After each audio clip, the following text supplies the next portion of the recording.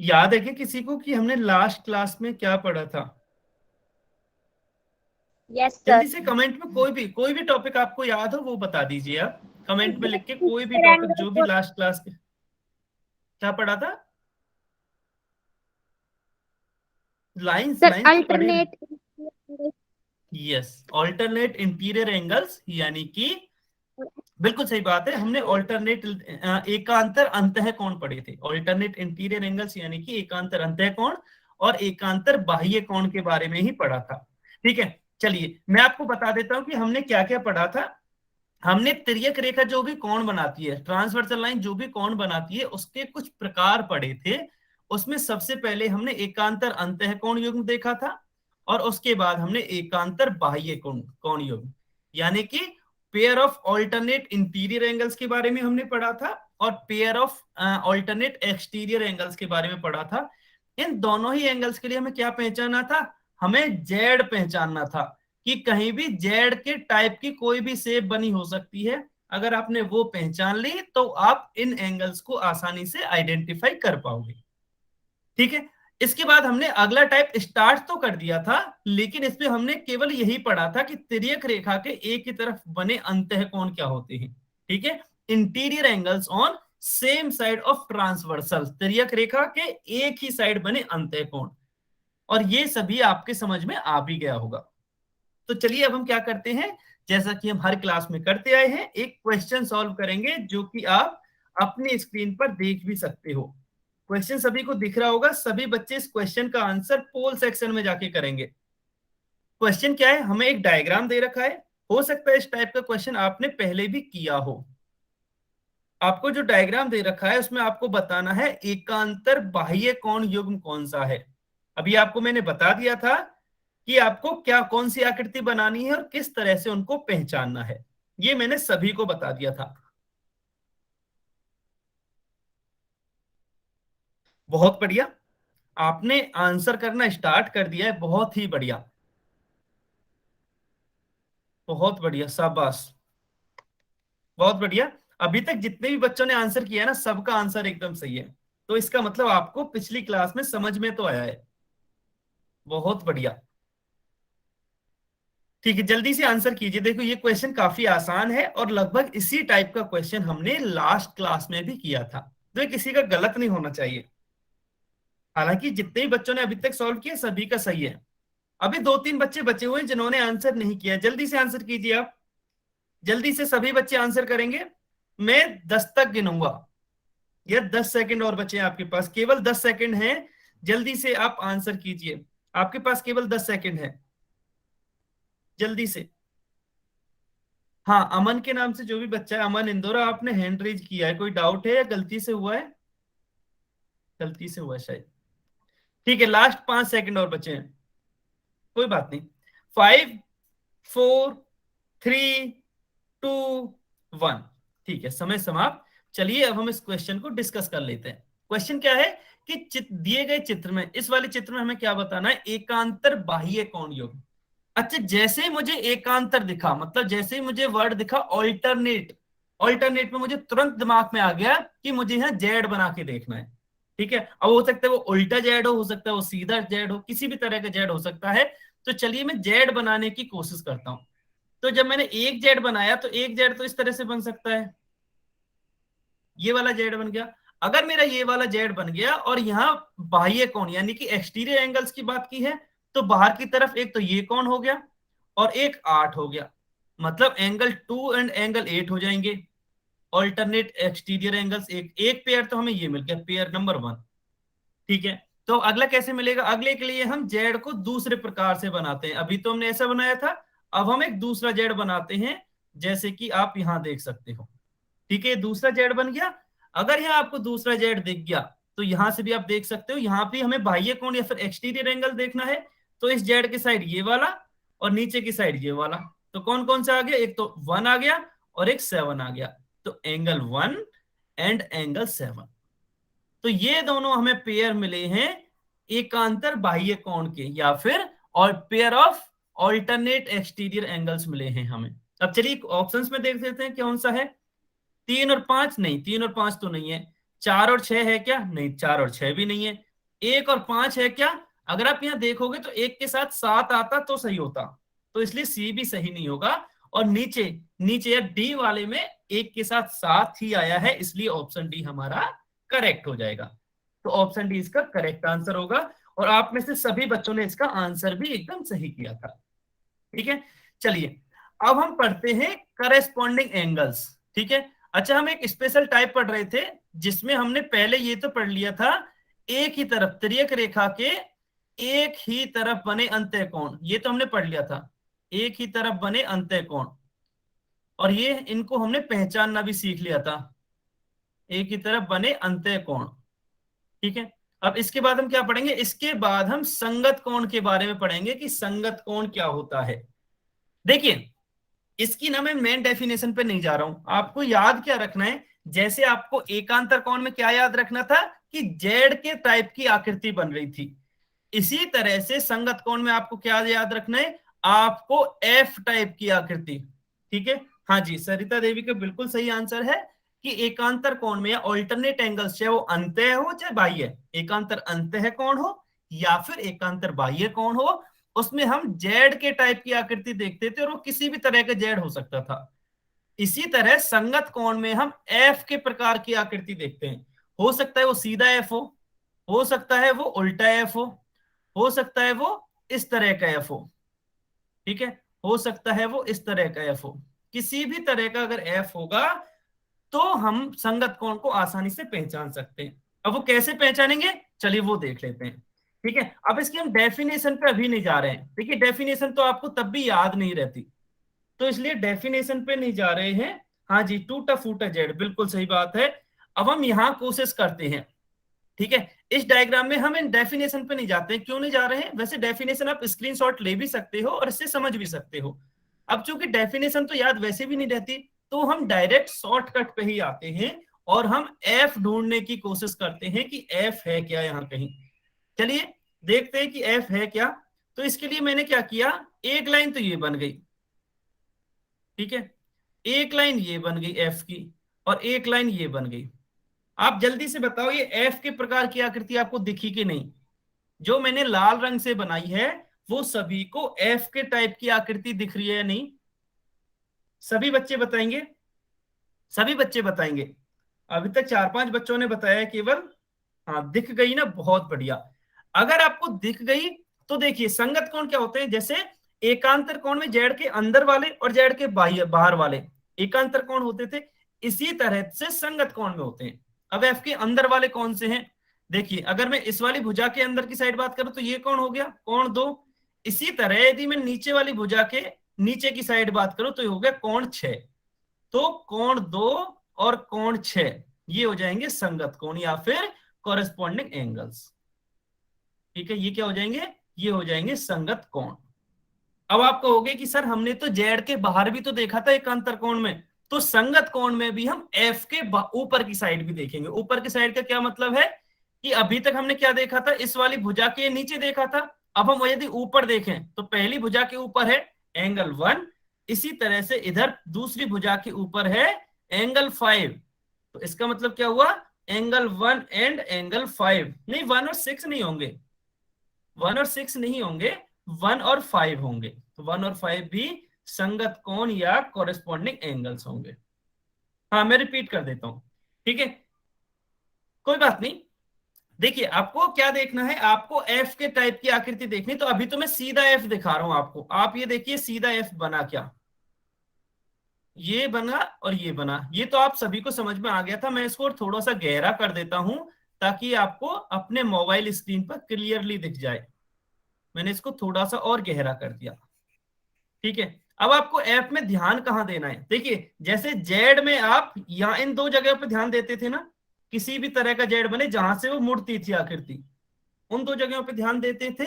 इसी तरह से एफ में कहां ध्यान देना है, एफ में आपको जो एफ की दो लाइंस होती है, कौन कौन सी, एक तो ये वाली लाइंस और एक ये वाली लाइन, इन दोनों लाइन पे ध्यान देना है। ठीक है, अब किसी भी दोनों लाइंस के क्या, या तो ऊपर ले लो या नीचे ले लो। पहले मैं नीचे की तरफ बात करता हूं, यदि मैं इस लाइन के नीचे की बात करता हूं तो आता है एंगल 2, दूसरी लाइन के नीचे की बात करता हूं तो आता है एंगल 6। इसका मतलब एंगल 2 और एंगल 6। ये कैसे हैं? ये हैं संगत कोण, ये हैं संगत कोण। ठीक है। और दूसरा क्या है, अभी मैंने इस लाल वाली लाइन के नीचे की साइड देखा था, अगली बार मैं ऊपर की साइड देखूंगा, मतलब ये वाला। अब चूंकि मैंने इस लाइन के ऊपर देखा है तो नीचे वाली लाइन के भी ऊपर ही देखूंगा। इसके ऊपर है एंगल 5, इसका मतलब हुआ कि एंगल 1 एंड एंगल 5 ये भी क्या है? संगत कोण है। ये भी क्या है? संगत कोण है। ठीक है। अब सभी बच्चे बताएंगे समझ में आया क्या? समझ में आया सभी के? यस और नो कि संगत कोण कैसे पहचानते हैं हम? सभी बच्चे बताएंगे। अगर समझ में नहीं आया हो तो आपको नो लिखना है ताकि मैं वापस से रिपीट कर दूं। ठीक है।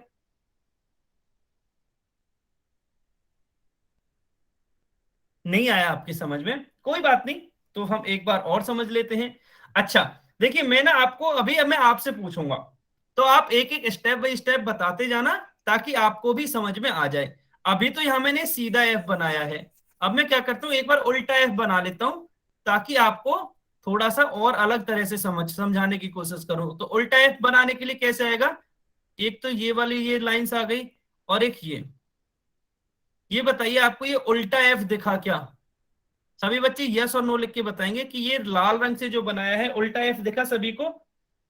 यस और नो लिख के बताएंगे सभी को उल्टा एफ दिखा क्या? सभी को? हाँ, बहुत बढ़िया। अगर आपको सभी को दिखा तो मैं वापस से बता रहा हूं, जो एफ ये वाला होता है ना, आपको इस वाले एफ में हमेशा इसकी ये वाली जो दो लाइंस होती हैं इन पे फोकस करना है। ये जो एक सिंगल लाइन होती है इस पे फोकस करने की कोई जरूरत नहीं है। केवल आपको ये जो दो लाइंस होती हैं, ये वाली, एक तो ये और एक ये, इन पे फोकस करना है। इसका मतलब क्या हुआ, यदि मैं इस डायग्राम में बात करूं तो हमें केवल इन दो लाइंस पर फोकस करना है, एक तो ये वाली लाइन और एक ये वाली लाइन। ठीक है। अच्छा चलिए इन पे फोकस करते हैं। आपको क्या करना है कि दोनों लाइंस के ऊपर वाले और दोनों लाइंस के नीचे वालों का युग्म बनाना है, और जो ये युग्म बनेगा या पेयर बनेगा वही संगत कोण कहलाएगा। ठीक है। अभी सभी बच्चे बताएंगे इन दोनों लाइंस के ऊपर की साइड वाले वो कौन से हैं। अभी एक ही पेयर बताना है बस, इन दोनों लाइंस के कौन से? एक तो ये वाली लाइन, ये मैंने ग्रीन कलर से जो बना रखी है, सभी बच्चे बताएंगे इनके ऊपर की साइड वाले कौन कौन से आएंगे? दोनों लाइंस के जस्ट ऊपर वाले, दोनों लाइंस के जस्ट ऊपर वाले कौन कौन से आएंगे ये बताना है आपको। सभी बच्चे बताएंगे, सभी। ठीक है। हाँ बस फिर तो अगर आपको इतना समझ में आया तो फिर तो आ गया ना। एक दूसरा पेयर कैसे मिला हमें, यहां से हम क्लियरली देख सकते हैं कि इस लाइन के जो मैंने ऊपर देखा तो एंगल 4 है, दूसरी वाली लाइन के ऊपर देखा तो एंगल 8 है। तो इसका मतलब क्या हुआ कि हमें अब यहां से एक और पेयर मिल गया, एंगल 4 एंड एंगल 8। ठीक है। ये भी कॉरेस्पॉन्डिंग एंगल होगा या फिर संगत कोण होगा, ये भी। ठीक है। अच्छा, सीमा रानी के नाम से जो बच्चा, उनको तो समझ में आ गया, लेकिन लकी के नाम से जो बच्चा है उनका आंसर नहीं आया। आप बताइए आपको ये समझ में आया क्या? लकी के नाम से जो बच्चा है, हाँ आया ना, बहुत बढ़िया। अब आपको इनके नीचे वाला पेयर बताना है। अभी तो आपने दोनों लाइंस के ऊपर वाला बताया था, अब आपको नीचे वाला बताना है। सभी बच्चे बताएंगे अब आपको नीचे वाला पेयर बताना है या नीचे वाला युग्म बताना है, दोनों लाइन के नीचे वाला। सभी बच्चे बताएंगे, बहुत बढ़िया। सभी बच्चे, अभी सभी ने आंसर नहीं किया है, सभी बच्चे बताएंगे, जल्दी से आंसर कीजिए। बहुत बढ़िया, बिल्कुल सही बताया आपने कि जो इसके नीचे वाला है, कैसे, इस वाली लाइन के नीचे है वो है एंगल 3, और एफ की जो इस वाली लाइन के नीचे है वो है एंगल 7, मतलब एंगल 3 एंड एंगल 7। ये भी कैसे है, ये भी संगत कोण है या कॉरेस्पॉन्डिंग एंगल्स हैं, ये भी संगत कोण है। अब आप बताइए आपको समझ में आया कि एफ में हमें कैसे देखना है, उल्टा एफ और सीधा एफ दोनों तरह से करके कैसे देखना है, ये आपको समझ में आया या नहीं? अब बताइए। पहले ना दो बच्चों ने बोला था, एक तो लक्की के नाम से जो बच्चा है और एक सीमा रानी का। अच्छा, आपको भी आ गया। अब लक्की के नाम से जो बच्चा है वो भी बता दो, आपको भी समझ में आया या नहीं आया? लक्की के नाम से जो बच्चा है, आप भी बताइए। आपको अगर नहीं आया हो तो मैं फिर से समझा दूंगा, घबराने की बात नहीं है, आ गया ना, बहुत बढ़िया। चलिए अब हम क्या करेंगे, अब हम एक अलग तरह से देखते हैं। देखिए ये तो हमने देख ही लिया था ना, 1 और 5 होंगे। ठीक है। अच्छा, इसमें ना एक और चीज अच्छी बात है, जब भी आप संगत कोण की बात करोगे ना, आपको चेक करना है कि आपका आंसर सही है या नहीं। तो आपको यह देखना है कि संगत कोण में हमेशा एक तो अंतः कोण होता है और दूसरा बाह्य कोण होता है। मतलब एक तो इंटीरियर एंगल होता है और दूसरा एक्सटीरियर एंगल होता है। संगत कोण की विशेष पहचान ये है, कभी भी दोनों कोण इंटीरियर नहीं हो सकते या अंतः नहीं हो सकते, या दोनों कोण एक्सटीरियर या बाह्य नहीं हो सकते। उनमें से एक तो अंतः होगा और एक बाह्य होगा। इसकी सबसे सही पहचान ये है। मान लो आपने पहचान कर भी ली, जैसे इस केस में इस केस में जब हमने देखा था, ये वाला एफ बनाया और यहां हमने देखा कि एक तो कोण आ गया हमारा 1, इसके ऊपर की साइड वाला, और इसके ऊपर की साइड वाला 5, तो एंगल 1 और 5। अब मुझे ये चेक करने के लिए कि ये सही है या नहीं, तो मैंने ये देखा कि इनमें से एक एंगल तो इंटीरियर होना चाहिए, मतलब अंतः कोण होना चाहिए, और दूसरा बाह्य कोण होना चाहिए। अब आप बताइए एंगल एक कैसा है, अंतः कोण है या बाह्य कोण है? कोण एक अंतः है या बाह्य, इंटीरियर है या एक्सटीरियर? सभी बताएंगे जल्दी से। कोण एक अंतः कोण है या बाह्य कोण? देखिए अंतः और बाह्य का तो मैंने बहुत पहले बता दिया था। हाँ, ठीक है। और ई और एक्स भी लिख सकते हो, ई मतलब बाह्य या एक्सटीरियर, और आई मतलब अंतः या इंटीरियर, हाँ ये भी लिख सकते हो। ठीक है, हमेशा आप शॉर्ट फॉर्म में लिखने की कोशिश किया करो, मैं समझ जाऊंगा। बहुत बढ़िया, ये बाह्य कोण है, ठीक है, इसको मैंने लिख दिया ई, एक्सटीरियर एंगल है। अब 5 को बताइए, यहाँ देख के, चित्र में से देख के कि 5 किस तरह का है, ई या आई, इंटीरियर या एक्सटीरियर? आई मतलब अंतः है और ई मतलब बाह्य।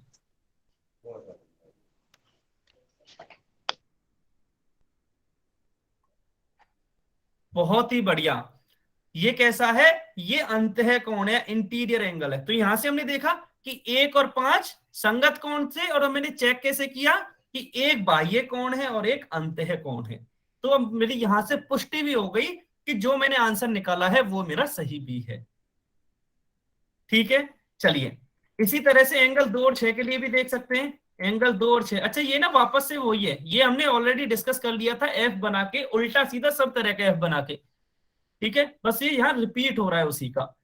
तो अब हम क्या करते हैं, इन सबको एक सिंगल उस पर समराइज कर लेते हैं कि संगत कोण क्या है। एंगल 1 और 5 ये संगत कोण है। दूसरा 2 और 6, 3 और 7, 4 और 8, यहां से हमें 4 युग्म मिले हैं संगत कोणों के। ठीक है, अब आपको ये लग रहा होगा कि सर ये तो वही डायग्राम है, अब अलग टाइप का डायग्राम दिखाओ। तो मैं अब अलग टाइप के डायग्राम्स की बात करता हूं। ठीक है, अब यहां क्या करता हूं, इस वाले में, अच्छा इस टाइप का तो था, मैं इस वाले में समझता हूं, क्योंकि इस टाइप का तो हम कर चुके हैं ना। क्योंकि अच्छा, किसी बच्चे ने हैंड रेज किया है क्या? नहीं, किसी ने नहीं किया। इस टाइप का तो हम अभी एग्जांपल समझ चुके हैं। हम दूसरी प्रकार की आकृति की बात करता हूं, तो मैं क्या करता हूं, मैं सभी को एंगल्स का नाम दे देता हूं। मान लो ये 1 है, ये 2 है, ये 3, ये 4, 5, 6, 7 और ये 8। अब इसमें बताइए आप इस वाले चित्र में, तो मैं पहले एफ बना के आपको बता देता हूं। देखो एक एफ तो इसमें बना हुआ है, एक तो ये लाइन आ गई, सीधी वाली लाइन ये रही, और इसकी दूसरी वाली लाइन ये रही। ठीक है, इस एफ से 2 युग्म मिलेंगे। आप बता दीजिए, दोनों भी बता सकते हो, एक युग्म भी बता सकते हो संगत कोण का। इसमें क्या बताना है आपको, संगत कोण बताने हैं। और चेक कैसे करना है कि एक अंतः होना चाहिए और एक बाह्य, एक अंतः होना चाहिए और एक बाह्य। बहुत बढ़िया, शाबाश। अभी तक जितने बच्चों ने आंसर दिया सबका आंसर सही है, बहुत ही बढ़िया। इसका मतलब आपको समझ में तो आ रहा है कि संगत कोण हमें कैसे पहचानना है। बहुत ही बढ़िया। दोनों युग्म बता देंगे। अगर आपने एक बताया है तो दोबारा से मैसेज करके दूसरा युग्म भी बताइए।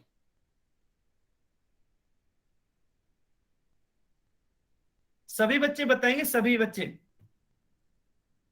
अच्छा, निपी कुमार जी ने दूसरे दूसरे साइड के भी बता दिए, बहुत बढ़िया। वैसे ठीक है, अभी हम इस साइड की बात कर लेते हैं। आपका सभी का आंसर सही है कि एक तो ऊपर की इस साइड बात करूं मैं, तो एक तो एंगल 1 और एंगल 3। ठीक है, तो एंगल 1 और 3 हो गया। ठीक है, और जब मैंने दूसरी साइड की बात की तो एंगल 2 और एंगल 4, एंगल 2 और 4।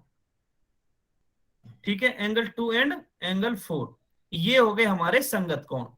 अब आपको उल्टी तरफ से दूसरी तरफ का एफ बना के बताना है कि और कौन कौन से कोण मिलेंगे। दो युग्म और मिलेंगे, दो युग्म और मिलेंगे, आपको ये चेक करके बताना है कि कौन कौन से युग्म है वो। सभी बच्चे बताएंगे। बहुत बढ़िया। हाँ जी, इस केस में भी सभी का आंसर एकदम सही है। जब मैं उल्टा एफ बनाऊंगा यहां से, बहुत बढ़िया, तो यहां से उल्टा एफ कैसे बन सकता है? उल्टा एफ एक लाइन तो ये रही, ये सीधी वाली लाइन होगी और इसकी दूसरी लाइन ये रही, उल्टा एफ बन गया। जैसे ही आपको यहाँ उल्टा एफ दिखा तो आप बता सकते हो कि 8 के साथ कौन सा होगा? 6 होगा। एंगल 8 और एंगल 6 ये दोनों संगत कोण है, और एंगल 7 और एंगल 5 ये दोनों भी संगत कोण है, एंगल 5 और एंगल 7। ठीक है, अब सभी बच्चे कमेंट में ये बताएंगे आपको संगत कोण पहचानना आया या नहीं आया, यस और नो।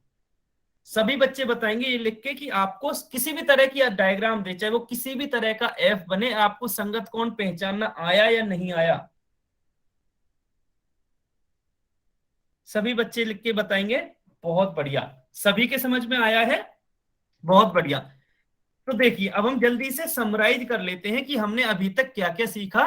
तिर्यक रेखा के एक ही तरफ बने अंतःकोण तो हमने पिछली क्लास में ही सीख लिए थे। कैसे?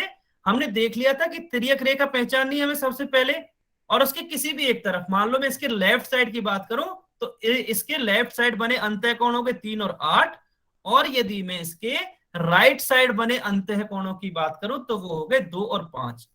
तो ये तो हमने पिछली क्लास में ही सीख लिया था। कैसे कैसे? कि एंगल 3 और 8 हो गया था, और एंगल 2 और 5 ये तो क्या हो गया? ये हो गए थे तिर्यक रेखा के एक ही तरफ बने अंतःकोण युग्म। ये तो हमने पिछली क्लास में सीख लिया था। यहां क्या सीखा? यहां सीखा हमने संगत कोण। संगत कोण में हमने क्या सीखा? अभी यहां से अगर मैं इस डायग्राम से बताने की कोशिश करूं तो कोण 1 और 5 संगत होंगे। ठीक है, कोण 1 एंड कोण 5 ये संगत होंगे। बिल्कुल सही बात है कि कोण 2 और कोण 6 ये संगत कोण होंगे। कोण 2 एंड कोण 6 ये संगत कोण होंगे। कोण 4 और कोण 8 ये संगत कोण होंगे। कोण 4 और कोण 8 ये संगत कोण होंगे। और लास्ट में यदि मैं बात करूं तो एंगल 3 और एंगल 7, एंगल 3 एंड एंगल 7, तो ये हमें यहां से 4 जोड़े मिल गए हैं संगत कोणों के। हाँ जी, हेलो जोगिंदर कुमार जी, हाँ जी, आपको कोई डाउट है क्या? बताइए। जोगिंदर कुमार के नाम से जो भी बच्चा है आप कमेंट कर रहे हो, हाँ जी बताइए। हाय हेलो, आपने अभी अभी ज्वाइन की है क्या क्लास? हाँ जी सर। हाँ, तो आज आपने लेट ज्वाइन की है। हाँ जी, लेट हो गया था जी।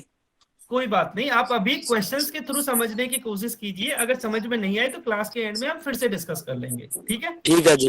ठीक है ठीक है, जी। अब अभी आप क्वेश्चंस के थ्रू समझने की कोशिश कीजिए। ठीक है, अच्छा ये सभी आपको समझ में आ गया तो चलिए अब हम क्वेश्चन सॉल्व करते हैं। अगली स्क्रीन पर आपको एक क्वेश्चन दिखेगा। एंगल 1 और 2 के बारे में बताना है कि आपको किस प्रकार के कोण हैं। सभी बच्चे पोल सेक्शन में बताएंगे। क्वेश्चन नंबर 33, सभी बच्चे पोल सेक्शन में बताएंगे कि एंगल 1 और 2 किस प्रकार के कोण हैं। देखिए इसमें गलत नहीं होना चाहिए, ये गलत नहीं होना चाहिए आपका, क्योंकि ये अभी अभी हम सीख के भी आए हैं। कोण 1 और 2 जो हमें चित्र दे रखा है उसमें किस प्रकार के कोण है। बहुत बढ़िया, काफी बच्चे आंसर दे भी चुके हैं। सभी अभी तक ज्यादातर का आंसर सही है, ज्यादातर बच्चों का आंसर एकदम सही है। यहां से हमने आज क्या सीखा? संगत कोण सीखा। और हमने पिछली क्लास में क्या सीख लिया था? तिर्यक रेखा के एक ही तरफ बने अंतःकोण, इन दोनों के बारे में सीख चुके हैं हम। बहुत बढ़िया, काफी बच्चे आंसर दे चुके हैं। सभी बच्चे आंसर देंगे, सभी बच्चे आंसर करेंगे। 10 सेकंड और वेट करते हैं। देखिए ये तो बहुत ही आसान सवाल है, 10 सेकंड और वेट करते हैं। जल्दी से आंसर कीजिए। अगर कोई बच्चा बचा है तो जल्दी से आंसर कीजिए। 10 सेकंड है आपके पास, केवल आपके पास केवल 10 सेकंड्स और हैं। जल्दी से आंसर कीजिए। लास्ट 5 सेकंड बचे हैं आपके पास। 5 4 3 2 1, समय समाप्त। चलिए अब हम इस क्वेश्चन को डिस्कस कर लेते हैं। देखिए हमें 1 और 2 के बारे में पूछा था। ठीक है, 1 और 2 के बारे में पूछा था। तो यहां से ना एक चीज तो मुझे क्लियरली दिख रही है, क्या, कि जो एक है वो तो बाह्य कोण है। वो कैसा है? वो तो है बाह्य कोण या फिर एक्सटीरियर एंगल। और जो दो है वो है इंटीरियर एंगल या अंतः कोण। ठीक है। अब एक बाह्य और एक अंत है, तो ना तो ये अंत ही हो सकते दोनों, क्योंकि इनमें से एक बाह्य और एक अंत है, और ना ही दोनों बाह्य हो सकते हैं। ठीक है। अगर मैं ऑप्शन डी भी देखूं तो इसमें एकांतर बाह्य कोण है, जबकि कोण दो तो अंत है, तो डी भी सही नहीं होगा। ठीक है। इसका मतलब क्या हुआ? इसका मतलब एक तो अपने आप ही सही हो गया ऑप्शन सी, कि संगत कोण होना चाहिए, कॉरेस्पॉन्डिंग एंगल्स होने चाहिए। लेकिन फिर भी हम देख लेते हैं कि ये संगत कोण कैसे होंगे। तो मुझे यहाँ एफ तो क्लियरली दिख गया था, जैसे मैंने क्वेश्चन देखा तो मुझे एफ तो यहाँ क्लियरली दिख गया था, एक इस टाइप का सर और आपकी एक इस आवाज टाइप नहीं का। आ रही है। आवाज नहीं आ रही है? नहीं, आवाज तो आ रही है। आवाज तो मेरी आ रही है, नहीं आवाज तो आ रही है। सभी बच्चे बताएंगे एक बार कमेंट में, मेरी आवाज नहीं आ रही क्या? आ रही है ना? हाँ, आवाज तो आ रही है। अगर आपको आवाज नहीं आ रही है तो हो सकता है नेटवर्क इश्यू हो। ठीक है, ठीक है। आ रही है तो चलिए वापस से चलते हैं अपने क्वेश्चन पर। तो यहां से मैंने क्या देख लिया था? मैंने ये देख लिया था कि एफ तो मुझे यहाँ क्लियरली दिख गया कि ये एफ बन गया। अगर मुझे एफ यहाँ क्लियरली दिख गया तो मैं एफ की इन केवल दो साइड्स पर, एक तो ये वाली लाइन और एक ये वाली लाइन, इन दो लाइंस पर फोकस करूंगा। और यदि मैं यहां से देखूं तो जो एंगल वन है वो इसके ऊपर है और एंगल टू इसके ऊपर है, मतलब एक और दो कैसे हो जाएंगे? कॉरेस्पॉन्डिंग एंगल्स हो जाएंगे। यही तो हमने अभी सीखा था, एक और दो संगत कोण हो जाएंगे या कॉरेस्पॉन्डिंग एंगल्स हो जाएंगे। ठीक है। तो ये ऑप्शन सी हमारा करेक्ट आंसर है इस केस में। ये आया सभी को समझ में? कमेंट में बताइए, क्योंकि इसमें दो तीन बच्चों ने गलत किया था आंसर। अब बताइए सभी को समझ में आया क्या? सभी बच्चे बताएंगे। ये तो बहुत ही आसान था, बस आपको एफ ढूंढना था, एफ ढूंढते तो। ठीक है। अगर ये आपको समझ में आया है तो चलिए अब हम अगले क्वेश्चन पे चलते हैं। देखिए अगले क्वेश्चन में क्वेश्चन देखना है आपको, एक ही तरफ बने अंतः कोण। ये क्वेश्चन पिछली क्लास में भी किया था और आपको इसमें भी बताना है। ये एक ही तरफ बने अंतः कोणों का युग्म बताना है आपको। देखिए आपको तिर्यक रेखाएं क्लियरली दिख रही है। तिर्यक रेखा के आप दोनों साइड देखिए, एक साइड फिर उसके बाद दूसरी साइड, और दोनों साइड अंतः कोण देखिए कि कौन कौन से कोण है, और फिर अपना आंसर देने की कोशिश कीजिए। देखिए पिछली क्लास में पढ़ा दिया था, क्वेश्चन भी सॉल्व किया था, तो ये भी गलत नहीं होना चाहिए किसी का। बहुत बढ़िया, आंसर देना स्टार्ट हो चुका है। और अभी तक तो जितने बच्चों ने आंसर किया है ना, सबका सही है। इसका मतलब आपको पिछली क्लास का भी याद है। बहुत बढ़िया, शाबाश, बहुत ही बढ़िया, बहुत बढ़िया। काफी बच्चों ने आंसर कर दिया है। जल्दी से सभी बच्चे करेंगे। देखिए क्वेश्चन तो आसान है, क्वेश्चन में कोई कठिनाई नहीं है, बहुत ही आसान सवाल है ये। लेकिन अभी तक सभी बच्चों ने सॉल्व नहीं किया है। हमें क्या बताना है? एक ही और बने अंतः कोण का युग्म बताना है। ठीक है, सभी बच्चे बताएंगे। मैं 10 सेकंड रोक रहा हूं, अभी तक सभी ने आंसर नहीं किया, केवल 10 सेकंड वेट करेंगे, फिर हम इस क्वेश्चन को डिस्कस करेंगे। केवल 10 सेकंड वेट करते हैं, जल्दी से आंसर कीजिए सभी बच्चे। अभी सभी ने आंसर नहीं किया है। बिल्कुल बिल्कुल, सभी बच्चे आंसर करेंगे। 10 सेकंड है आपके पास, 10 सेकंड है आपके पास, सभी बच्चे आंसर करेंगे। लास्ट 5 सेकंड, 5 सेकंड्स, 5, 4, 3, 2, 1, समय समाप्त। चलिए, वैसे ज्यादातर बच्चों का सही भी था, बट अगर मैं इसमें तिर्यक रेखा के, ये तो देखो क्लियरली दे ही रखा है ना, तिर्यक रेखा के एक ही तरफ बने अंतः कोण युग्म देखना है। तो तिर्यक रेखा तो ये वाली मुझे क्लियरली दिख रही है कि ये तिर्यक रेखा है। अब इसके मुझे एक ही तरफ बने अंतः कोण देखने, पहले मैं इसके ऊपर की साइड देखता हूं अंतः कोण कौन से हैं। तो कोण 5, सॉरी कोण 1 और कोण 5, तो 1 और 5 हो गया एक युग्म, तो एक ही तरफ बने अंतः कोणों का। और दूसरा युग्म कौन सा है? दूसरा युग्म भी मुझे दिख रहा है, जब मैंने इस साइड देखा तो कोण 2 और कोण 6, तो एंगल 2 और एंगल 6। तो यहां से ऑप्शन देखते हैं, 2 और 4, नहीं 2 और 4 गलत है, 4 और 8, 4 और 8 भी गलत है, 2 और 6 बिल्कुल, 2 और 6 एकदम सही आंसर है। लास्ट ऑप्शन ठीक है, 2 और 8, नहीं 2 और 8 भी गलत होगा। तो ऑप्शन सी हमारा करेक्ट हो जाएगा। ये आपको समझ में आया क्या? बताइए। एक तो संगत कोण, एक तिर्यक रेखा के एक ही तरफ बने अंतः कोण। आपको समझ में आए? सभी बच्चे बताएंगे। अब हम अगले कॉन्सेप्ट पर चलते हैं, अगर ये आपको समझ में आए हैं तो। ये अगर आपके समझ में आए हैं तो हम अगले कॉन्सेप्ट पर चलते हैं। बहुत बढ़िया। चलिए, अगर हाँ, अब मैं ना आपको समराइज कर देता हूं पहले जल्दी से कि हमने अभी तक क्या क्या पढ़ा है कोणों के बारे में। देखिए, कोण हमने कब पढ़े थे? कोणों के प्रकार हमने जब पढ़े थे जब कोई भी तिर्यक रेखा बनती है। ठीक है, जब तिर्यक रेखा बनती है तो सबसे पहले हमने अंतः कोण यानी कि इंटीरियर एंगल्स और बाह्य कोण एक्सटीरियर एंगल्स के बारे में पढ़ा। ये तो बहुत ही आसान था, ये हमने सीखा। इसके बाद हमने अलग टाइप के ऑल्टरनेट एंगल्स के बारे में पढ़ा, एकांतर कोणों के बारे में पढ़ा, जिसमें हमने एकांतर अंतः कोण और एकांतर बाह्य कोण के बारे में पढ़ा। एकांतर कोण जैसे कहीं भी लिखा हुआ दिखाई देता है ना, तो मेरे दिमाग में तुरंत आ जाता है कि ये तो जेड से संबंधित है कुछ ना कुछ, उल्टा सीधा किसी भी तरह का जेड बनेगा। एकांतर कोण में आपको हमेशा, आपको भी ऑल्टरनेट एंगल्स या फिर एकांतर कोण में हमेशा आपको ध्यान में आना चाहिए कि यहाँ तो जेड बनेगा कहीं ना कहीं।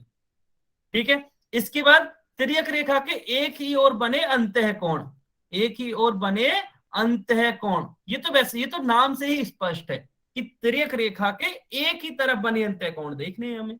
ये तो बहुत ही आसान है।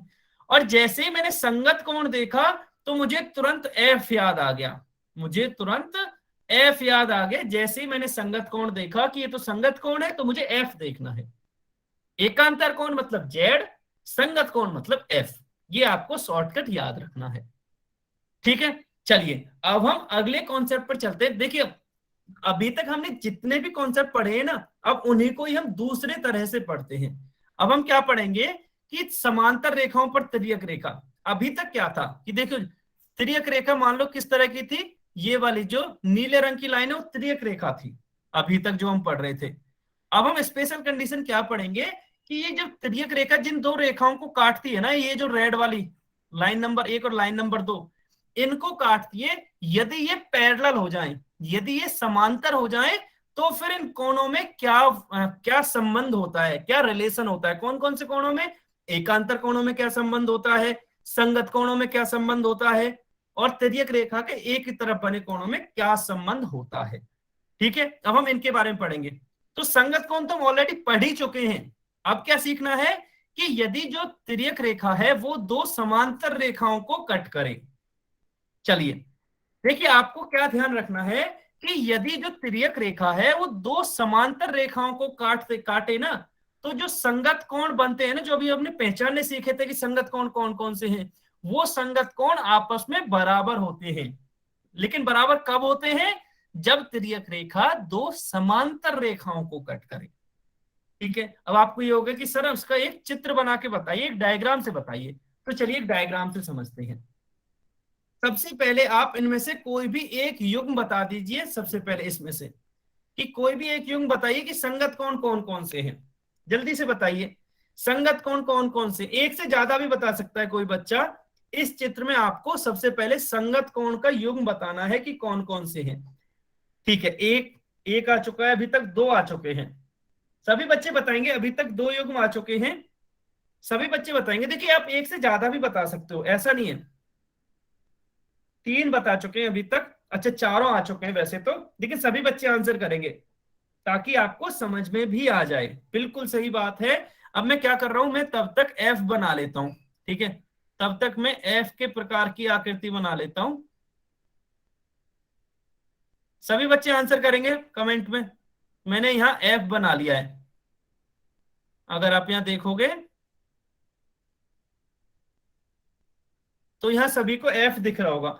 अगर आपको ये एफ दिख गया तो संगत कोण भी दिख गए। कैसे? इस एफ की ये दो वाली भुजाओं पर फोकस करेंगे हम, केवल एक तो इस वाली भुजा और एक इस वाली भुजा पर। अगर ऐसा है तो इसके ऊपर एंगल 1 इधर है और इसके ऊपर एंगल 5 है, तो एंगल 1 और 5 हो गया एक युग्म। तो दूसरा हम इसके नीचे की साइड देखेंगे, एंगल 2 और एंगल 6, कोण 2 और कोण 6। ठीक है, इसी तरह से जब हम उल्टा जेड बनाएंगे तो इसके लिए हम इसको इरेज कर लेते हैं और हम अब उल्टा जेड बनाने की कोशिश करते हैं। तो उसकी एक सीधी वाली लाइन तो ये रही, एक लाइन ये वाली हो जाएगी और एक लाइन ये वाली हो जाएगी। ठीक है, अच्छा इसको थोड़ा सा और लाइन के साथ ही बना लेते हैं। अगर आपको ये दिख गए तो यहां भी मुझे क्लियरली दिख रहा है कि मुझे एक तो इस वाली लाइन पर फोकस करना है और एक इस वाली लाइन पे फोकस मतलब ध्यान देना है। ठीक है, अच्छा इसके ऊपर और इसके ऊपर कौन कौन से हैं, एंगल 4 और 8, तो यहां से हो जाएगा एंगल 4 एंड एंगल 8। और क्या है, दूसरा हो जाएगा हमारा angle 3 and angle 7, angle 3 and angle 7। बिल्कुल जी, सभी बच्चों का एकदम सही आंसर था। तो ये तो हो गए हमारे संगत कोण। ठीक है, लेकिन संगत कोण तो हम पहले ही पढ़ चुके हैं, तो अभी यहां क्या पढ़ रहे हैं वो आपको ध्यान देना है। ये आपको मान लो कि जो एम और एन है, अच्छा मैं इसको फिर से इरेज कर देता हूं, यहां से इरेज कर देता हूं ताकि ये आपको डायग्राम क्लियरली दिखे। ठीक है, अभी हमें क्या समझना है कि जो ये रेखा एम और एन है ये समांतर रेखाएं हैं, M parallel to N, M और एन समांतर रेखाएं हैं। तो क्या होगा, तो ये जो युग्म में कोण होते हैं वो आपस में बराबर हो जाएंगे। जैसे 1 और 5 संगत कोण थे, तो हम यहां से कहेंगे कि कोण 1 बराबर हो जाएगा कोण 5 के। इसी तरह से दूसरे युग में कौन सा कोण था, 2 और 6, इसका मतलब कोण 2 बराबर हो जाएगा कोण 6 के। ये कब हो रहा है ये आपको ध्यान रखना है, जब तिर्यक रेखा दो समांतर रेखाओं को काट रही है। अगर समांतर रेखाओं को नहीं काटेगी तो ये बराबर नहीं होंगे। ठीक है, संगत कोण बराबर होते हैं कब होते हैं, जब तिर्यक रेखा दो समांतर रेखाओं को कट करे। इसी तरह से तीसरा युग क्या है, कोण 4 और 8, इसका मतलब एंगल 4 बराबर हो जाएगा एंगल 8 के। और लास्ट क्या है, एंगल 3 एंड 7, मतलब एंगल 3 बराबर हो जाएगा एंगल 7 के। ये बताइए ये आपको समझ में आया क्या, ये तो बहुत ही सरल था। संगत कोण तो हम पहचानना पहले ही सीख गए थे कि संगत कोण क्या होते हैं। अगर हम पहचानना सीख गए तो वहां एक और कंडीशन लग गई कि तिर्यक रेखा दो समांतर रेखाओं को कट कर रही है, इसलिए जो ये कोण बनेंगे वो आपस में बराबर भी होंगे। हाँ, अमन के नाम से जो भी बच्चे, आप अपना डाउट बता दीजिए प्लीज कि कौन सा, कहां से मैं दोबारा से समझाऊं, ये बता दो बस आप। अमन इंदौरा के नाम से जो भी बच्चा है, आपको शायद समझ में नहीं आया, आपने ये बोला, आप बस ये बता दीजिए आपको डाउट कहाँ आया है ताकि मैं दोबारा समझा सकूं।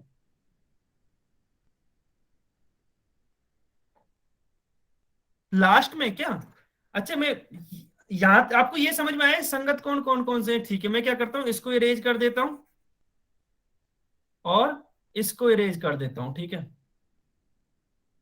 ये समझ में आया ना आपको, ये तो संगत कौन होंगे। चलिए, अगर आपको यहां तक समझ में आया है तो मैंने बस आपको ये और बताया एक और कंडीशन, कि यदि जो दो समांतर रेखाओं को एक तिर्यक रेखा काटती है तो इस प्रकार बने जो संगत कोण होते हैं वो बराबर होते हैं आपस में। अब यहाँ क्या दे रखा है कि जो ये तिर्यक रेखा ये वाली इन दो रेखाओं को काट रही है, एम और एन को, तो यहां में एक कंडीशन दे रखी है कि एम और एन समांतर हैं, एम और एन पैरेलल लाइंस हैं। अगर ये पैरेलल लाइंस हैं तो जितने भी हमें ये एंगल्स मिले हैं या जितने भी ये पेयर मिले हैं, इनके जो आपस में जो एंगल्स हैं वो बराबर होंगे। कैसे, कि एंगल 1 बराबर होगा एंगल 5 के। किसी बच्चे का कोई डाउट है क्या, नहीं, एंगल 1 बराबर है एंगल 5 के। और इसी तरह दूसरा पेयर क्या था, 2 और 6 का, तो 2 बराबर हो जाएगा 6 के। तीसरा पेयर क्या था, 4 और 8 का, तो एंगल 4 बराबर हो जाएगा एंगल 8 के। और चौथा पेयर क्या था, 3 और 7 का, तो 3 और 7 बराबर हो जाएंगे। अभी आया आपके समझ में, बताइए। देखो ये इसी से ही निकला ये भी, अगर आपको ये समझ में आया है तो जो कोण है आपस में वो बराबर हो जाएंगे। बहुत बढ़िया, अगर आपके समझ में आया है तो चलिए अब हम आगे बढ़ते हैं। अगर आपको स्क्रीनशॉट लेना है तो इसका ले सकते हो, समझने के लिए इसका ले सकते हो कि यदि एम और एन समांतर हैं तो ये चारों युग्म जो मिलेंगे हमें संगत कोणों के वो बराबर हो जाएंगे। आपको अगर स्क्रीनशॉट लेना है तो आप स्क्रीनशॉट भी ले सकते हो। मैं 5 तक गिन रहा हूं, 5 4 3 2 1। ठीक है, चलिए अब हम क्वेश्चन सॉल्व करते हैं, आपको क्वेश्चंस पे फोकस करना है। क्वेश्चन नंबर 35, क्वेश्चन नंबर 35, ये सभी बच्चे पोल सेक्शन में आंसर करेंगे। क्वेश्चन क्या है कि जो हमें चित्र दे रखा है उसमें यदि एम और एन समांतर है, देखिए दे रखा है कि एम और एन समांतर हैं, तब आपको एक्स का मान बताना है कि एक्स का मान क्या होगा। हमें क्या बता रखा है कि एम और एन जो रेखाएं हैं वो समांतर हैं, और अभी हमने पढ़ा है कि अगर समांतर हैं तो क्या संबंध होता है संगत कोणों में। ठीक है, अच्छा मैंने आपको हिंट और दे दिया बताते बताते, अभी तो ये गलत नहीं होना चाहिए किसी का। ये पहला क्वेश्चन था इसलिए मैंने हिंट दी है, अगले क्वेश्चन में मैं हिंट नहीं दूंगा। सभी बच्चे आंसर करेंगे।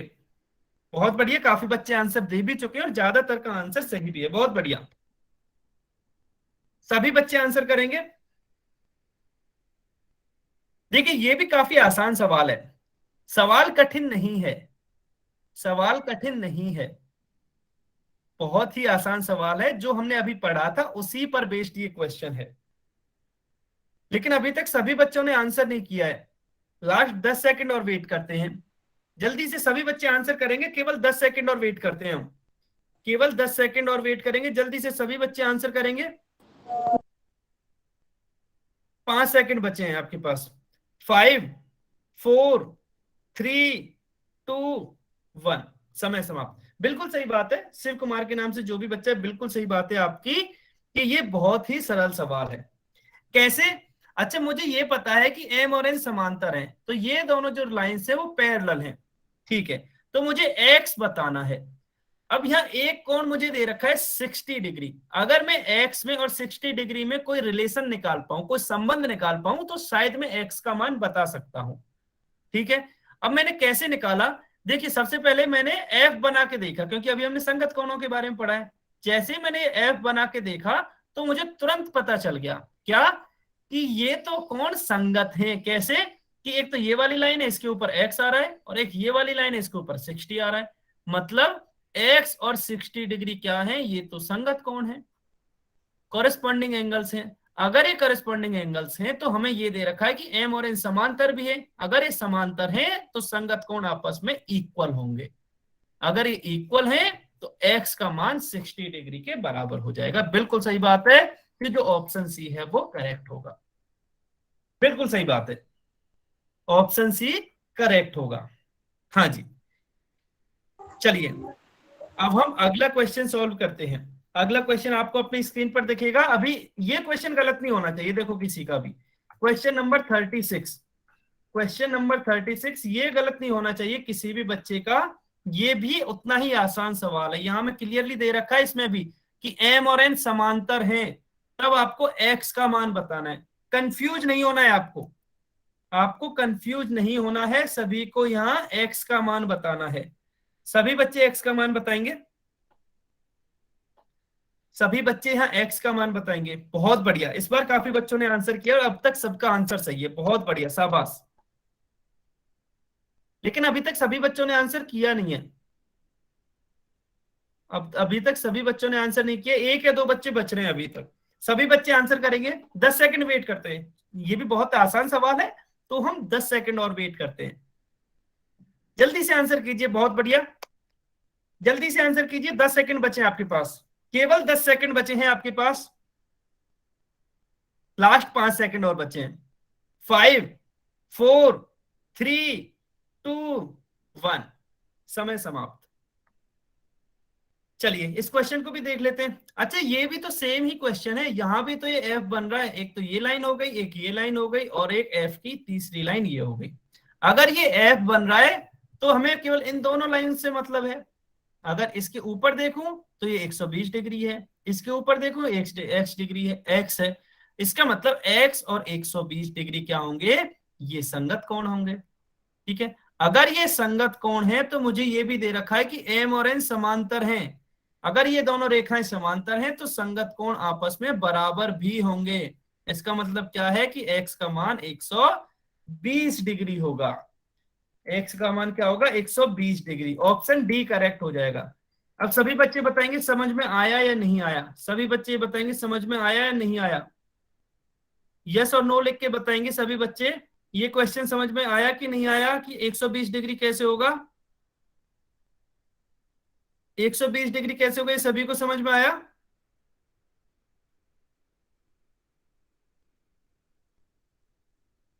बहुत ही बढ़िया, चलिए अगर आपको ये समझ में आया है तो चलिए बहुत बढ़िया, अगर सबको समझ में आ गया है तो चलिए अब हम एक और क्वेश्चन सॉल्व करते हैं। क्वेश्चन एक और आपको अपनी स्क्रीन पर दिख रहा होगा, क्वेश्चन नंबर 37। सभी बच्चे इसका आंसर भी पोल सेक्शन में देंगे। क्वेश्चन क्या है कि दिए गए चित्र में यदि एम और एन समांतर है, यहां भी समांतर है, तो आपको y का मान याद करना है। इस बार जल्दबाजी नहीं करनी है, देखो आपको ये थोड़ा सा घुमा के दिया हुआ है, आपको y का मान ज्ञात करना है। यहां से ये थोड़ा सा सोचना पड़ेगा आपको, सोचना पड़ेगा, मतलब जो हमने इससे पहले समझे थे वो आपको, इससे पहले का जो भी कॉन्सेप्ट है वो आपको याद करना पड़ेगा कि क्या कॉन्सेप्ट था, फिर आप इसका आंसर कर पाओगे। देखिए एफ बनाइए, सबसे पहले तो एफ बनाइए और देखिए कौन कौन से संगत कोण हैं यहाँ। हो गया ना, बहुत बढ़िया। सबसे पहले आप एफ बनाइए और देखिए कि कौन कौन से संगत कोण हैं। बहुत बढ़िया। इसमें जल्दबाजी मत करना, इसमें पूरा समय लेंगे हम, इसमें हम पूरा टाइम लेंगे इसमें, इसलिए जल्दबाजी आपको नहीं करनी है।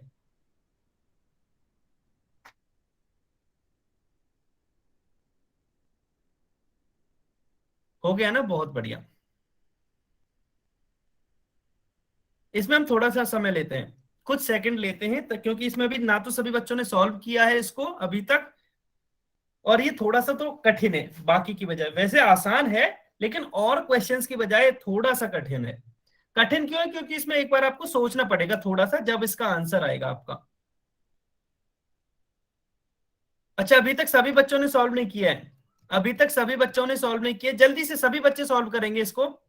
लास्ट 15 सेकंड वेट करते हैं हम, 15 सेकंड वेट करते हैं, फिर इसके बाद हम इसको डिस्कस करेंगे, इसके बाद डिस्कस करेंगे। 15 सेकंड, 10 सेकंड बचे हैं आपके पास अभी, अभी केवल 10 सेकंड बचे हैं आपके पास, जल्दी से, जल्दी से इस क्वेश्चन को सॉल्व कीजिए। 10 सेकंड बचे हैं आपके पास,